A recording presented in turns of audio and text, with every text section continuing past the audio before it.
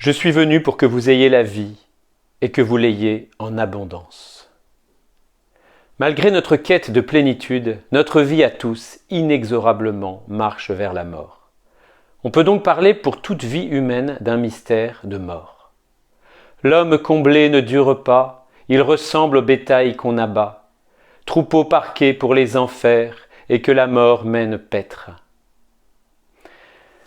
Inversement, la venue de Dieu sur la terre nous a été révélée comme un mystère de vie. Et de vie en abondance. Jésus est notre force. Jésus, lumière du monde. Jésus, source de vie.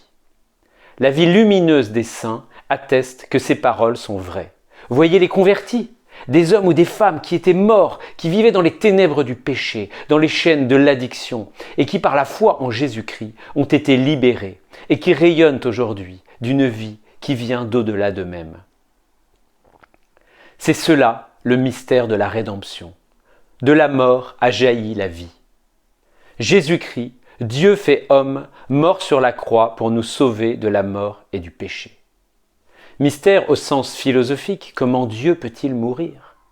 Mystère également au sens existentiel, comment de la mort peut jaillir la vie. C'est là que la spiritualité du Sacré-Cœur va nous éclairer.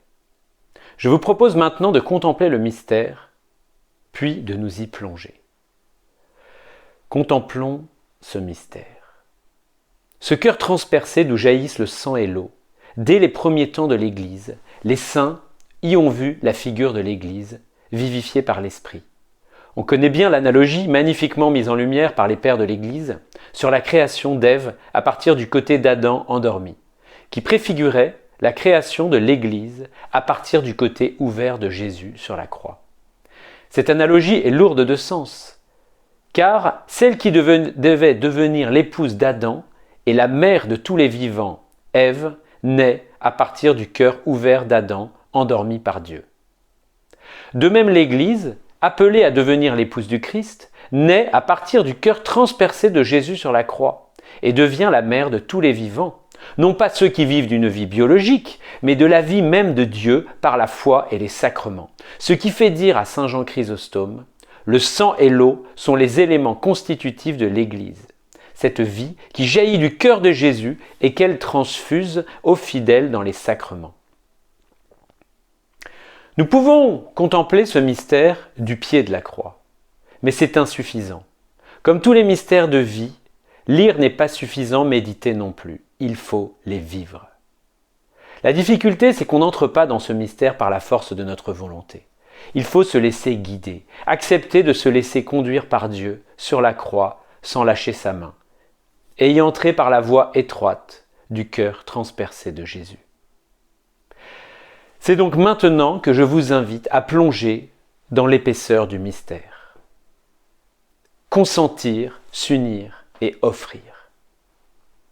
Première étape, accepter nos souffrances, nos croix et les porter avec Jésus pour le monde. Mais cela n'est acceptable que parce que Jésus a porté sa sainte croix avant nous. Seule la croix du Christ donne sens à nos croix.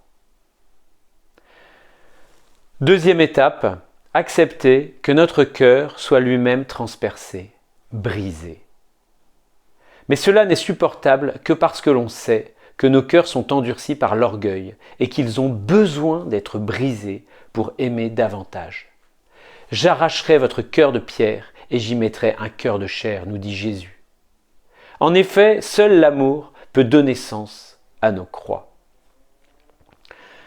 Tous ces points s'éclairciront encore davantage quand mes frères vous parleront de la spiritualité de la réparation et le samedi saint quand vous contemplerez avec l'abbé Hugues de Franlieu les fleuves d'eau vive qui jailliront de vos cœurs brisés par votre acte d'abandon au Sacré-Cœur de Jésus.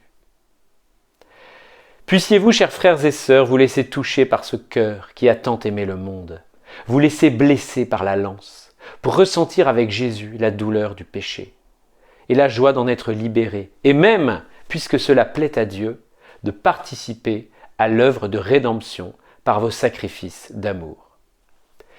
C'est tout le but du carême. Alors, soyez généreux. Cor Iesus sacratissimum, miserere nobis.